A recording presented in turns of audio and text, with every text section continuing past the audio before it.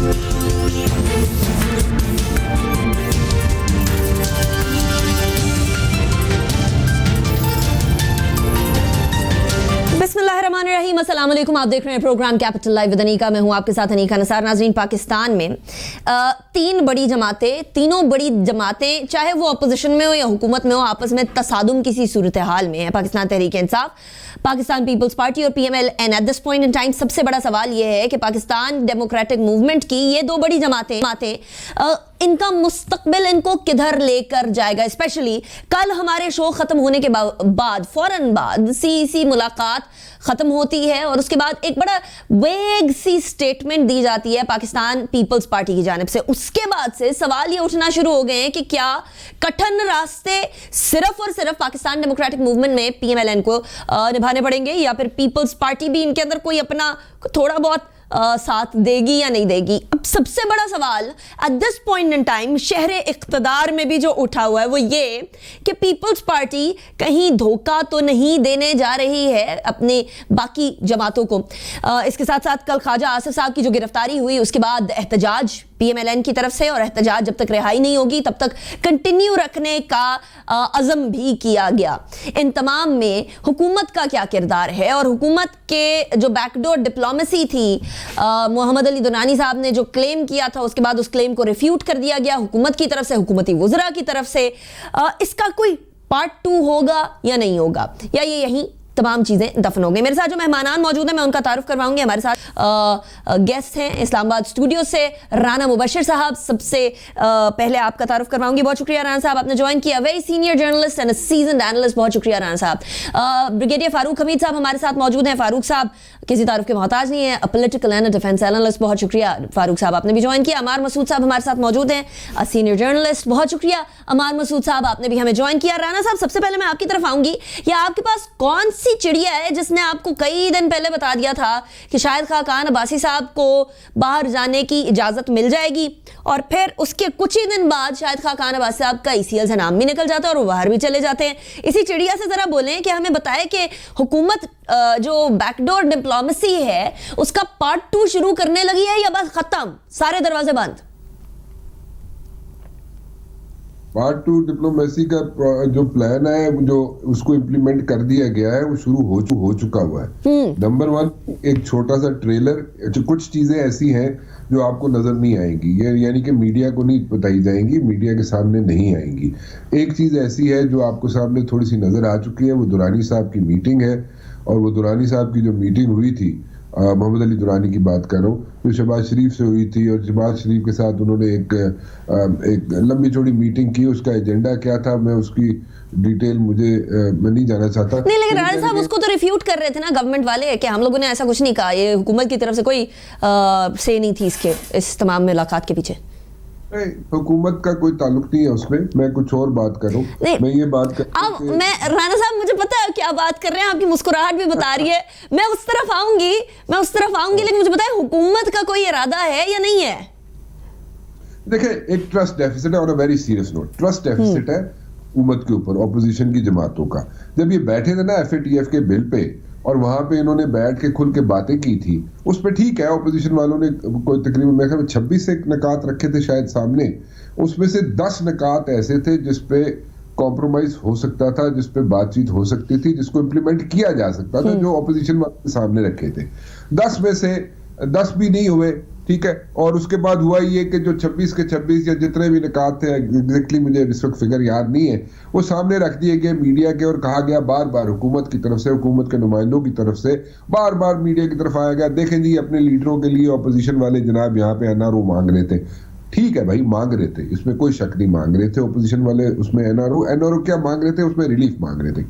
वो one way or the other वो NRE हो गया, लेकिन वो रिलीफ मांग रहे थे, लेकिन एक जो है ना वो वहां पे क्रिएट हो गया, क्योंकि बंद कमरे में ऑपोजिशन और हुकूमत वाले बैठ के जब भी बातें करते हैं ना, देयर आर सर्टेन थिंग्स जो पब्लिक नहीं की जाती। हमेशा हमने ये देखा, but this is a new sort of like government जिसने जो कहती है कि जनाब हमें किसी चीज पे हम ब्लैकमेल नहीं होंगे।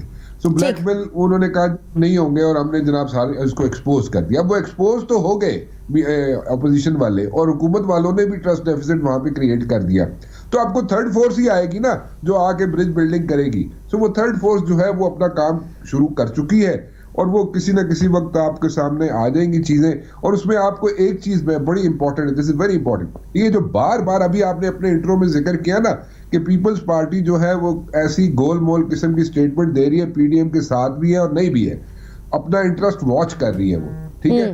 सो ये एक आप यही समझ लें कि ये एक गिव एंड टेक की सिचुएशन है जिसको पीपल्स पार्टी वाले उसको सामने लेके आ रहे हैं इन वन वे और द अदर। राइट, अच्छा, गिव एंड टेक वाली सिचुएशन की हवाले से अमार मसूद साहब मैं आपकी तरफ आऊंगी। डू यू रियली थिंक कि पाकिस्तान पीपल्स पार्टी वाकई में eight this point in time जहाँ बड़ा मोमेंटम क्रिएट किया, पीडीएम ने अपने तई जो हो सकता था वो किया, जलसे किए, जुलूस किए, हुकूमत के खिलाफ एक लाहे अमल तरतीब किया, लाहे अमल तरतीब करने के बाद उसको मुहिम की फॉर्म दी, ये तमाम चीज़ें करने के बाद इस मौके के ऊपर जहां प्रेशर को मज़ीद बढ़ाने की ज़रूरत है वहां आपको लगता है कि पीपल्स पार्टी साथ देगी? क्योंकि मौलाना फजलुर रहमान साहब को मुश्तरका कैंडिडेट के तौर पर लाना हो, उसके ऊपर, उसके मामले के ऊपर पीपल्स पार्टी पीछे हट गई। सादिक संजरानी साहब वाला मामला, उस पर पीपल्स पार्टी पीछे हट गई। फिर सेनेट के पहले, उससे भी पहले नशस्तों पे हल्फ नहीं लेना, उससे भी पीछे हट गए। अब एक बार फिर वापसी का रास्ता तो नहीं इख्तियार करेगी पीपल्स पार्टी? देखिए अनीका, बात यह है कि जो मौजूदा सूरत हाल है ना, इसमें मीडिया में बहुत शदीद हद तक गलत रिपोर्टिंग हो रही है, कॉन्स्पिरेसी थ्योरीज चल रही हैं, आइडियाज के ऊपर बिला वजह ख्वाहिशों को खबर बना के दिया जा रहा है। सीएसी की जो मीटिंग हुई है उसके हवाले से क्लियर बात बिल्कुल आपको बतानी चाहिए, वो ये है कि दोनों जमातों का, बड़ी जमातों का, जो मुस्लिम लीग नून और पीपल्स पार्टी है, उनका मौक़िफ़ एक ही है। उनकी स्ट्रेटजी अभी तक हो सकता है कुछ मुख्तलिफ हो। ये चाह रहे हैं मुस्लिम लीग नून वाले के फौरी तौर पर इस्तीफे दे दिए जाएं। उनका ख्याल है कि तहरीक अदम एतमाद कामयाब करवाई जाए और तहरीक अदम एतमाद कामयाब हो जाएगी।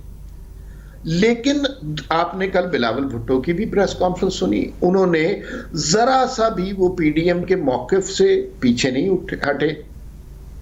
ठीक ठीक, सही, जरा सा भी वो पीडीएम रखा, इसलिए कि देखिए जी, कंटिन्यू अमार साहब, आपका कनेक्शन बीच में।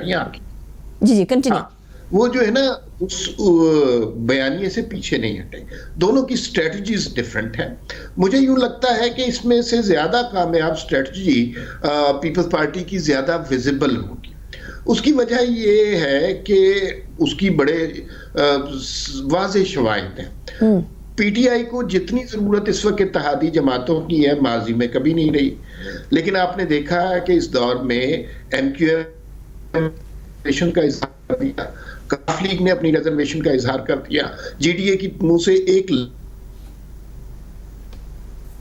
राइट। अच्छा अमार मसूद साहब, आपके कनेक्शन में कुछ गड़बड़ है, मुझे ब्रेक की तरफ जाने दे, बीच में हम लोग कनेक्शन को भी ठीक करने की कोशिश करेंगे। फारूक साहब, आपके सवाल छोड़े जाऊंगी कि अमार मसूद साहब ने कहा है दो मुख्तलिफ स्ट्रेटजीज हैं, मंजिल मकसूद एक ही है दोनों जमातों की, पीडीएम की एक ही मंजिल है और बेसिकली कोई डाइग्रेशन नहीं हुई है अभी इधर, थिंग्स आर प्रीटी स्टेबल। लेकिन स्ट्रेटजी अमार मसूद साहब की नजर में पीपल्स पार्टी की ज्यादा बेहतर है। अब पीएमएलएन के ऊपर भी इसी बात पे तनकीद का निशाना बनाया जा रहा है कि ऑल आउट चले गए हैं, सिर्फ हुकूमत को तनकीद का निशाना नहीं बना रहे बल्कि एस्टैब्लिशमेंट को भी तनकीद का निशाना बनाया जा रहा है। इस तमाम तनाजुर के ऊपर आपकी राय जानूंगी, लेकिन अभी ब्रेक की तरफ जाना है, ब्रेक के बाद वापस आते हैं, उसके बाद फिर शो को कंटिन्यू करेंगे। See you after the break.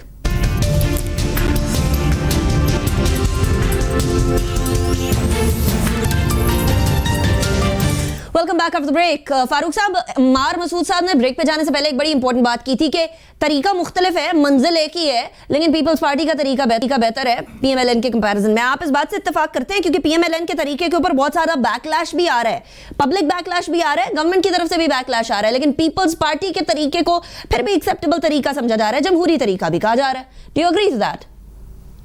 जी बिस्मिल्लाह, बहुत शुक्रिया अनीका। बिल्कुल मैं समझता हूँ कि जो पीपल्स पार्टी ने जो सडनली, जिसको अंग्रेजी में कहते हैं ना, आसिफ जरदारी साहब ने ही अंग्रेजी में कहते हैं कि pull the rug under Nawaz Sharif, Maryam Nawaz and Maulana Fazlur Rahman. वो लोग चाहते हैं जो अनइलेक्टेड तीनों हैं कि हम किसी तरह मुल्क को, आवाम को फौज के साथ तसादुम की सूरत हाल में लेके जाएं, अफरा तफरी हो मुल्क में, केओस हो, एनार्की हो, ताकि नवाज शरीफ साहब, मरीम नवाज साहिबा और फजलुर रहमान अपना बदला एक रिवेंज ले सकें।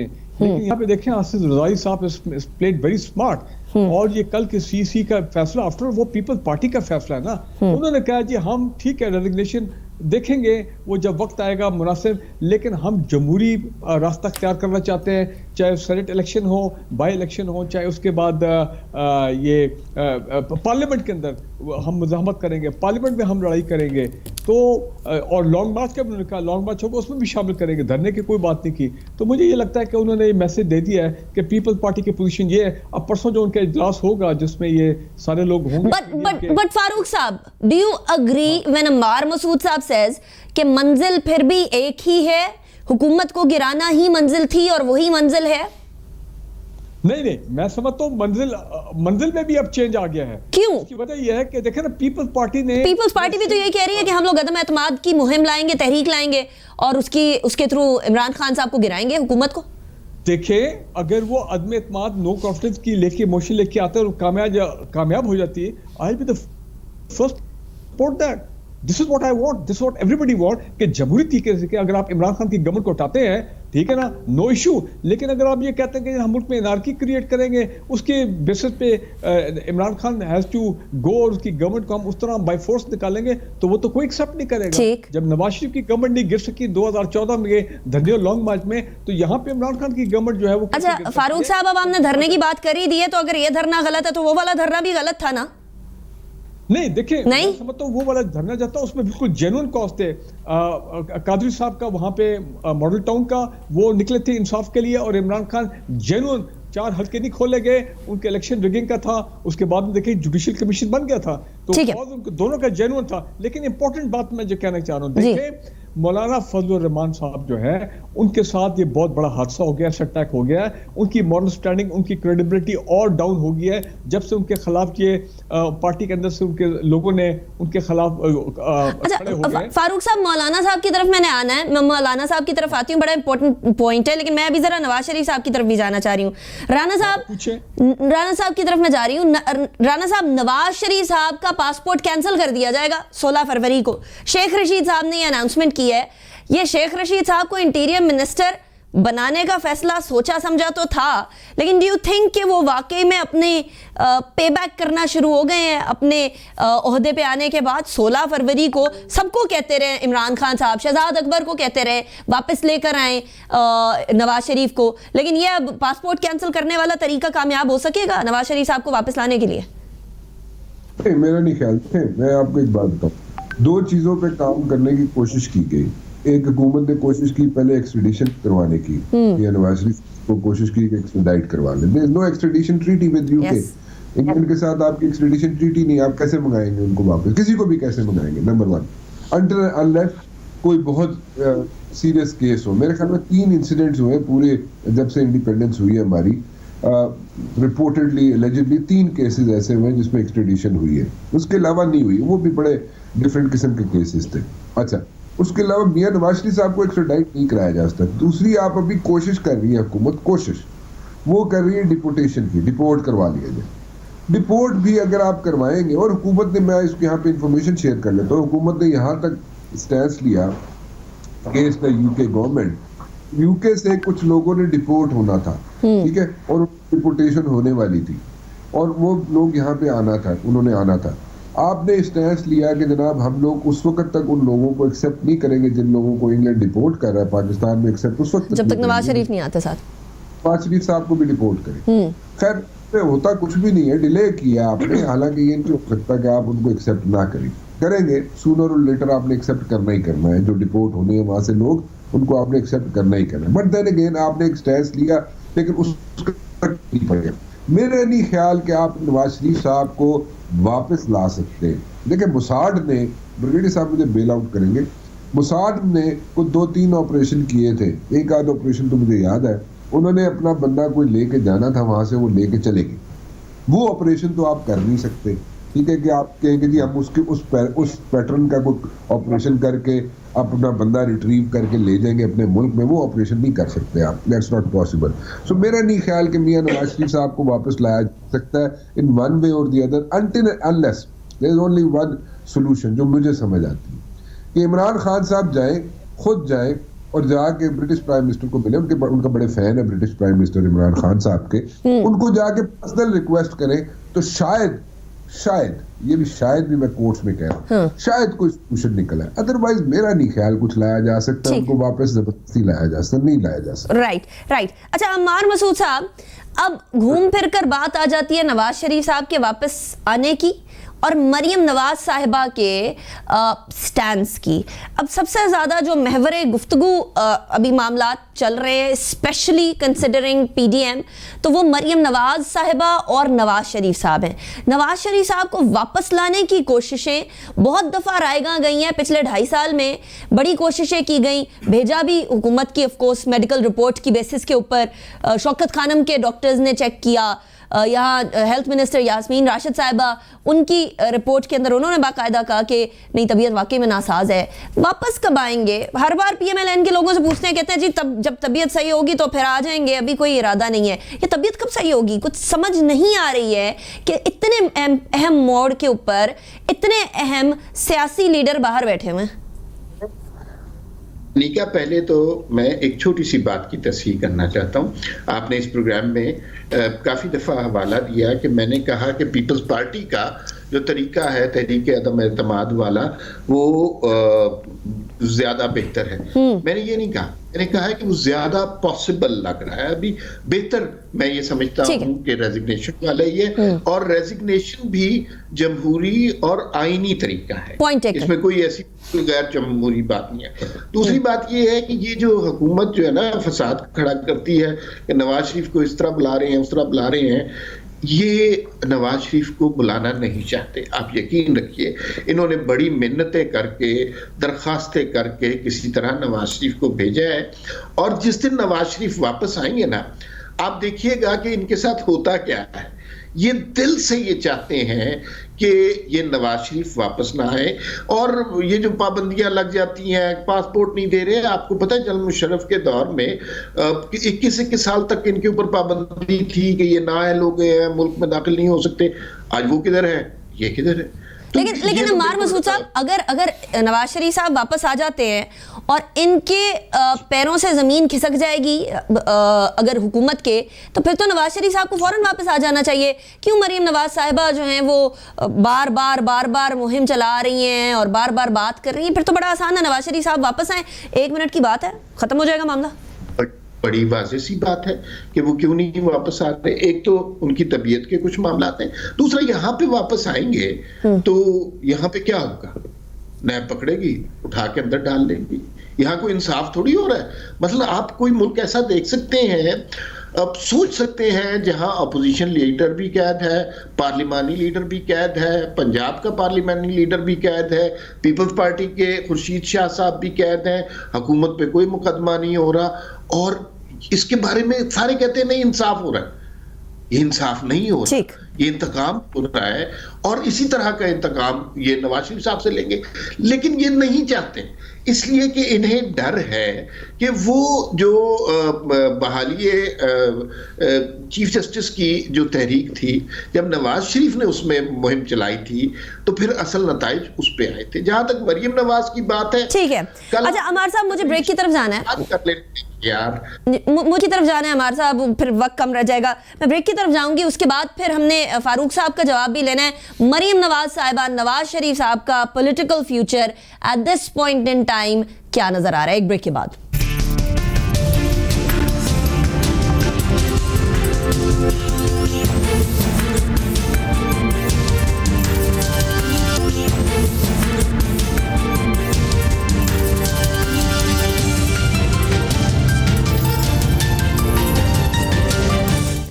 Welcome back after the break. Break पे जाने से पहले हम बात कर रहे थे नवाज शरीफ, मरियम नवाज साहिबा के हवाले से, जो कि eight this point in time सबसे ज़्यादा एक तरह से कंट्रोवर्शियल फिगर भी बनते चले जा रहे हैं ऑपोजिशन के हवाले से। फारूक साहब, आपने पिछला इलेक्शन इंतखाबात देखे, तमाम जमातें कह रही थी कि हम जीतेंगे, जीती पीटीआई। उससे पहले के इंतखाबात देखे, उसके अंदर भी सारी जमातें कह रही थी पीएमएलएन जीती। Eight this point Nawaz Sharif साहब जो कि लंदन में हैं तबीयत की नासाजी की बुनियाद पर, और मरियम नवाज साहिबा जो कि यहाँ सियासी जद्दोजहद कर रही हैं हुकूमत के खिलाफ पाकिस्तान डेमोक्रेटिक मूवमेंट की छतरी के अंडर, इन दोनों का सियासी मुस्तकबिल और इसके साथ साथ पैरेलल में बिलावल भुट्टो जरदारी साहब और जरदारी साहब का सियासी मुस्तकबिल क्या देखते हैं? यहाँ पे एक फेवरेबल गवर्नमेंट होगी, आप उसको PMLN की गवर्नमेंट बोले या फिर कोलिशन गवर्नमेंट बोले, प्रो नवाज शरीफ टाइप ऐसी गवर्नमेंट होगी, तो उन हालात में वो वापस आएंगे ताकि फिर उनको अब मामला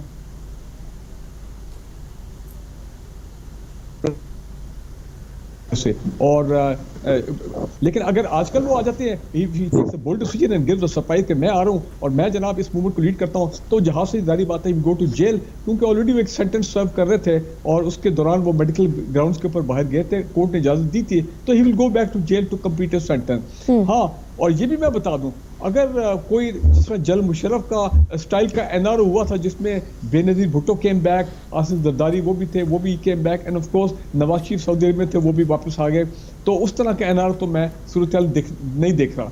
देखिए आप लोग एक चीज मिस कर रहे हैं, वो ये है कि इस वक्त इंटरनेशनल फोर्सेस जो है वो बहुत एक्टिव होगी इस्लामाबाद में, चाहे यूके का हाई कमिश्नर हो, चाइनीज एम्बेसडर हो, चाहे उसके बाद सऊदी एम्बेसडर, वो आर्मी चीफ से भी मुलाकातें कर रहे हैं और वो प्राइम मिनिस्टर पाकिस्तान से मुलाकात कर रहे हैं। हो सकता है वो बायलैटरल मामला जो है वो भी हो, ट्रेड, ये वो, security, line of control, India वगैरह वगैरह, लेकिन आई एम श्योर ये नवाज शरीफ और पीडीए वाला मामला शायद ये भी आ रहा है सामने।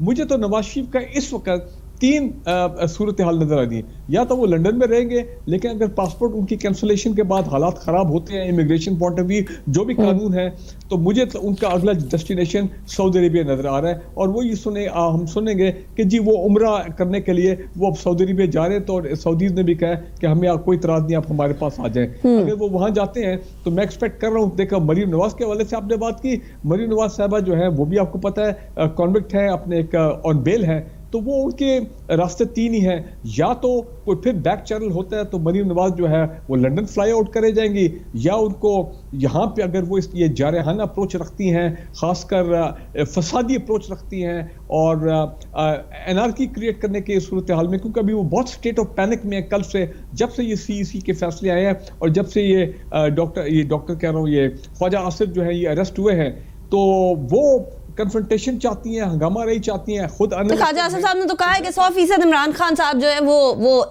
Is behind my arrest basically. तो मैं चलो जो भी है, मैं ये समझता हूं कि मरियम नवाज का तीन है, या लंदन, या यहाँ पे she may go back to jail in the coming days, या फिर अगर वो आ जाते हैं सऊदी अरेबिया, तो फिर सऊदी जो कहेंगे ठीक है जी मरियम नवाज जो है ये सारा एन एस्केप रूट, ठीक, राइट, एस्केप रूट। देखिए आज एक बड़ी बात कह दी शेख रशीद ने, उन्होंने कहा कि जी वो जो राह फरार चाहते हैं वो उसके दरवाजे भी खोले जा सकते हैं। मतलब ये है कि मरियम नवाज अगर फरार होना चाहती है, ठीक है, मुल्क से जाना चाहती है। वैसे शेख रशीद साहब को बहुत सारे दरवाजों का पता होता है, गेट नंबर 4 का भी पता है, इस दरवाजे का भी पता है, हाँ। कोई और दरवाजा ना निकल आए नया। मैं फारूक साहब किसी तरफ इशारा करने की कोशिश कर रही हूँ। अडयाला जेल भी हो सकता है, लंदन भी हो सकता है, सऊदी अरेबिया भी हो सकता है, तो please do not rule out this factor कि अभी ये तितर बितर होंगे, पीडीएम का वो मामला एक ऐसी चलता रहेगा, और रेजिग्नेशन सेनेट इलेक्शन से पहले कोई रेजिग्नेशन नहीं आएंगे, राइट।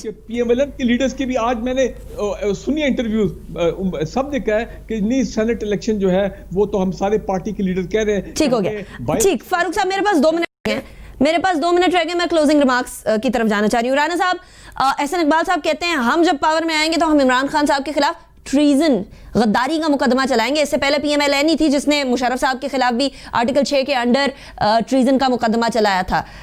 आपके सामने मामलात गड़बड़ की तरफ जा रहे हैं, बहुत ज्यादा गड़बड़ की तरफ जा रहे हैं। डिफ्यूज करने का तरीका कोई, मेरे ख्याल में ट्रीजन के केस की बात करने इस वक्त मुनासिब नहीं है, क्योंकि रीजन ये है कि इस वक्त सिचुएशन डिफरेंट है, और ट्रीजन के लिए ऐसे हवा में तो किसी पे ट्रीजन नहीं लगाई। वो कश्मीर के मामले पे कह रहे हैं ना, चले कश्मीर के मसले भी अगर देखा जाए तो उसकी इन्वायरमेंट डिफरेंट है, ट्रीजन का केस नहीं बनता उसमें। एनीवेज इस वक्त उनकी गुस्सा है उनके अंदर, मुस्लिम लीग नून वालों के अंदर, और ख्वाजा आसिफ की अरेस्ट पे बिल्कुल है, उस पर गुस्सा बिल्कुल उनका जायज़ है, लेकिन मसला ये है कि अगर आप कोई चीज़ प्रूफ नहीं कर सकेंगे और ख्वाजा आसिफ भी आज 2-4 महीने बाद बाहर आ जाएंगे, तो फिर वो भी एक हीरो बने होंगे। सो जब तक कोई चीज़ प्रूफ ना कर सके उस वक्त तक मेरे ख्याल में लोगों पे हाथ मत डालें, क्योंकि इम्प्लीकेशन इसकी डिफरेंट होंगी और पीटीआई के लिए एक सिचुएशन बन जाएगी। मैं 2 साल से ये बात कर रहा हूँ। और एक बात इम्पोर्टेंट है जो ब्रिगेडियर साहब ने की है, उसको आप लोगों ने नजरअंदाज कर दिया है। जो 3 ऑप्शंस उन्होंने बात की थी कि 3 ऑप्शंस है। एक ऑप्शन जनाब मरियम बीबी के लिए सऊदी इंग्लैंड है, एक रेस्ट की भी ऑप्शन का जिक्र किया उन्होंने। वो मेरे ख्याल में लाहौर के जलसे तक उसका इंतजार किया गया था, वो जलसा अब खत्म हो गया। अब ऑप्शन 2 और 3 जो भी है 1, 2, 3 उस पे किसी जगह पे भी अमल दरामद। राणा साहब ब्रिगेडियर साहब की वो बात को बिल्कुल भी हल्का नहीं लिया गया, वो रिएटरेट भी हुई है, लेकिन इसी पॉइंट में मुझे ब्रेक की तरफ जाना पड़ रहा है। अनफॉर्चुनेटली मेरे शो का वक्त खत्म हो गया और उसके बाद फिर बात करनी है EU डिसइंफोलैब की, but that was a very important point.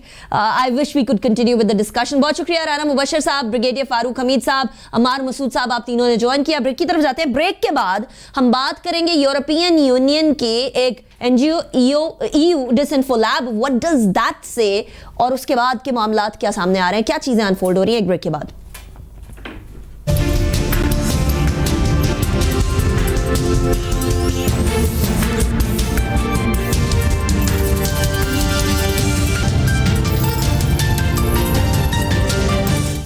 Welcome back after break. EU DisinfoLab जो कि यूरोपियन यूनियन की एक बड़ी जानी मानी नॉन गवर्नमेंटल ऑर्गेनाइजेशन है, उसने कुछ अर्से पहले श्रीवास्तव ग्रुप के हवाले से कुछ हकायक हमारे सामने लेकर आया था। भारत का एक मुनज़्ज़म गैंग, एक मुनज़्ज़म ग्रोह यूरोपियन यूनियन और यूरोपियन यूनियन की parliament, United Nations, specially UNHCR के अंदर पाकिस्तान को मलाइन करता रहा। इससे पहले पिछले साल 250 जाली वेबसाइट सामने आई और उसके बाद इस साल EU डिसइंफोलैब ने इंडियन क्रॉनिकल्स के नाम से मजीद 750 फेक मीडिया आउटलेट्स और इसके अलावा 10 ऐसी ऑर्गेनाइजेशन NGOs जो कि बेसिकली डेड थी, लेकिन उनको फेक NGOs के तौर पर बनाकर भारत ने सामने लाया पाकिस्तान को मलाइन करने के लिए। ये तमाम की तमाम सूरत हाल दुनिया के सामने ले तो आए हैं, लेकिन उसके बाद अगला कदम क्या होगा। पाकिस्तान के पास इस वक्त एक बहुत ठोस शवाहिद के साथ एक बैरून मुल्क की एक NGO के हवाले से एक रिसर्च मौजूद है। इस रिसर्च को इस्तेमाल करके eight this point in time इस हुकूमत को तमाम के तमाम डिप्लोमेटिक चैनल्स को इस्तेमाल करना चाहिए। इस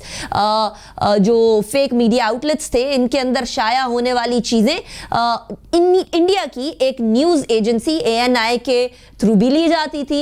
यहाँ EU पार्लियामेंट के बहुत सारे मेंबरान से पाकिस्तान मुखालिफ प्रोपेगेंडा भी करवाया जाता था, ये आर्टिकल्स लिखवाए जाते थे और फिर उनको पूरी दुनिया में फैला दिया जाता था। पाकिस्तान के साख को डैमेज करने के लिए ये मुनज़्ज़म कोशिश पिछले 15 साल से जारी थी। और ये 15 साल से क्या कर रही थी, इस हवाले से बात करेंगे, लेकिन मुझे क्विक ब्रेक की तरफ जाना है। क्विक ब्रेक के बाद वापस आएंगे, फिर मैं आपको मजीद कहानी बताऊंगी। Welcome back after break. हम थोड़ी देर पहले बात कर रहे थे कि ये जो डिसइंफो कैंपेन थी या जो पाकिस्तान को मलाइन करने के लिए प्रोपेगेंडा पाकिस्तान के खिलाफ पूरी दुनिया में फैलाया जा रहा था, ये क्यों था? बेसिकली आज की दुनिया में परसेप्शन, यकीन कीजिए, रियलिटी से भी बहुत ज्यादा आगे बढ़ के है और रियलिटी से ज्यादा रियल आजकल परसेप्शन है। और ये परसेप्शन क्रिएट करने के लिए पाकिस्तान के खिलाफ ये मुहिम पिछले 15 साल से चल रही थी। और ये क्यों चल रही थी, इसके हकायक मैं आपके सामने लेकर आऊंगी। एक किताब है NC आस्ताना ने लिखी है, जो कि फॉर्मर इंडियन पुलिस सर्विस के रिटायर्ड ऑफिसर है। इनकी इनसाइट को सिक्योरिटी के हवाले से बड़ा जाना जाता है, बड़ा सराहा जाता है भारत के अंदर भी। इन्होंने एक किताब लिखी है, अपनी किताब है national security and conventional arms race. इसके अंदर वो कहते हैं कि भारत ना तो चीन को और ना ही पाकिस्तान को कन्वेंशनल वॉरफेयर के अंदर हरा सकता है, क्योंकि किसी भी किस्म की स्ट्रैटेजी पाकिस्तान और चीन के खिलाफ है ही नहीं भारत की सिरे से। चाहे वो रफाल के अंदर, चाहे वो किसी और कन्वेंशनल आर्म्स के अंदर और आर्म्स की रेस में पड़ जाए, लेकिन वो पाकिस्तान को हरा नहीं सकता। ये है वो वजह जिसकी वजह से भारत पिछले 15 साल से एक मुनज़्ज़म प्रोपेगेंडा कर रहा है पाकिस्तान के खिलाफ, क्योंकि जंग में तो वो जीत नहीं सकता, परसेप्शन में जीतने की कोशिश कर रहा है। लेकिन याद रखिए कि यही परसेप्शन पाकिस्तान का खराब करके